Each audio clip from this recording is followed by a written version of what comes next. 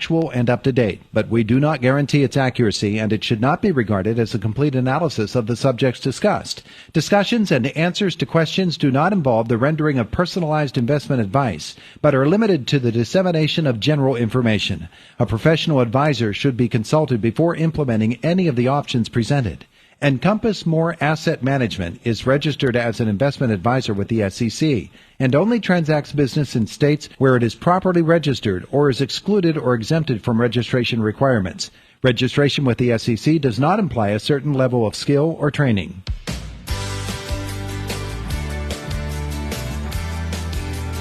The guys are here. Let's talk to Clinton Smith, Galen Bargerstock. GCES. Morning, gentlemen.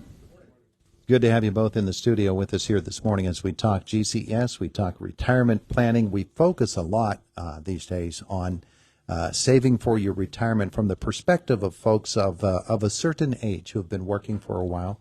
Let's talk today about young people and what young people should be doing right now as they enter into their work careers.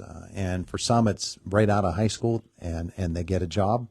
Particularly these days, there are a lot of good-paying jobs for people in trades, and people are taking advantage of that. So they're making salaries very early. Others go to university, get their degrees, start out, and build themselves up as well. So they're at the beginning of their earnings cycle. And let's talk about what they can do because, Clinton, there are certain things that young men and young women can do right now. Yeah, absolutely. A lot of people I think a lot of people think that you have to go to college and make a ton of money. It really turns out people that go to trade schools, HVAC, plumbers, stuff like that, those positions can make a ton of money. And sometimes those people actually have higher net worth. So if you didn't go to college, don't think that you can't get started on saving for investments. And really, it just comes down to saving money, especially if your employer matches a certain portion of the money that you put away. That's really the first step, making sure that you're getting all of that matching money because you don't want to be saying goodbye to free money when you can put it towards your retirement. Yeah. Galen, for a lot of us, there's really no concept of how it is that we should be setting up, just the very basics of our savings plan. Oh, yeah, no, you're 100% correct. And the younger you are entering into, adulthood, trying to figure things out, it's even harder. I think that the big trend that I see with the younger generation is trying to do stuff on apps.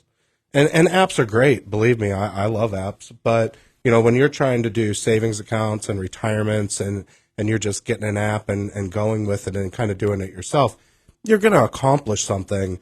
But if you talk to somebody that actually, has a good idea of not just a savings account, but what you need to plan for retirement, you're going to get a big picture, and then we can give you an app on your phone to kind of track it from there. A lot of people who make money at a younger age consider that to be dabble time. We can dabble a little bit over here and dabble a little bit over there. Maybe they play the stock market. Yeah. They do this, they do that, and that's okay for them because they have time to recover if they suffer great losses. But at the same time, it's an opportunity right now to start saving for the future, isn't it? One of the mistakes we'll see is people will leave their jobs and move to another job and then not continue to keep that money in investments. Sometimes a lot of people want to take it out and treat it almost like a tax refund where, hey, I got this $15,000, let's see what I can do with it. And they'll take the penalty and they'll blow the money.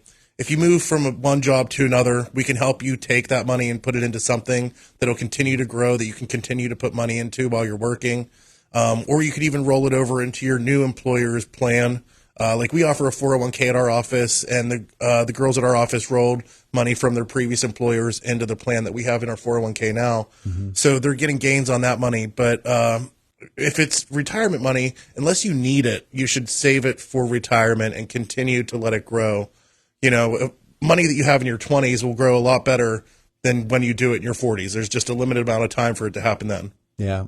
Galen, one of the things that Clinton just said sparked something in me, particularly when you think of professions like teaching. There in your 20s, there's turnover there. You can bounce from job to job pretty easily as you look for better opportunities, something closer to home or whatever it might be, maybe a school district that pays more. And so they have really good retirement plans at school districts. And so when you move from one to the other, just as Clinton said, you have a real chance to turn over and make something really special happen. Oh, for sure. I mean, when you can actually take control of your investments, you're not in an employer plan. An employer plan, they're great. They're fantastic. They serve a purpose, but you're limited on what you're allowed to invest in inside of it. And if you roll it over and we do a risk tolerance and see where you should be at in the market, you have a potential for, maybe better gains, maybe protect some of the losses, but ultimately it's going to be tailored around you, more diversified, and, we have your eyes on it. And then if you get another position somewhere else and you leave that position, we can do that again. So I know many people that have, 8 or 9 different IRAs, old IRAs, 401ks from other employers, and we can kind of consolidate everything and get you on the right track. Yeah. It is such a busy time in their lives.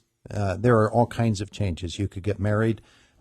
You could change employment situations, living situations, states in which you live. Yeah. All of those things have to be considered, though, don't they? Oh, for sure. Everything that you just mentioned is kind of a life-changing event. And anytime there's some kind of monumental change in your household, you should set up an appointment for a review because the game kind of changed on you a little bit and you need to make sure that you're positioned right. Yeah. Is there also, though, within younger folks who are just getting started, the idea that we don't know what it's going to be like in 3 or 4 years? I'm not going to retire for another 30 or 35 or 40 years. Why would I even want to get involved in all of that when there's going to be so much change? Change has been happening forever, so it's not going to stop. Everyone asks about taxes. Should I pay money on my taxes now? Should I pay it later? We don't know. Most likely taxes are going to go up in the future, so it might be better to pay them now, but no one really knows. We don't have that magic crystal ball. COVID happened. That threw a whole entire wrench at everyone. A lot of people moved jobs, changed jobs, and really gave everyone more of a way of looking at life, of living it, rather than working to retire, if that makes sense. So I think people's views have shifted a lot over the last few years. But with young people, it's not just preparing for retirement. We also work with a lot of people that want to set up stuff for their children. We deal with that a lot, too, with younger people where they're having kids and they want to set something up for their children that they can have to either go to school or use once they become of age as well. So there's a lot of different things. If you're young and you haven't started yet, you can give us a call to sit down. We can get you on the right track, just like we would do with someone that's really close to retirement. I want to talk about somebody who is a specific young person moving into the military service, and then retirement age for military is much younger than in other professions or other jobs. You can retire in your early 40s from the military, and then you've got all kinds of different options. Do I stay retired, just live off of my military savings and pension, or do I go back into the job market, which is typically what somebody is going to do? Are there special circumstances for them, Galen? Oh, yeah, that's actually my wheelhouse. So federal employees, great pension. Doesn't matter if you're military, Social Security office, postal employee. Nowadays, it's the same pension. So you get your federal service time.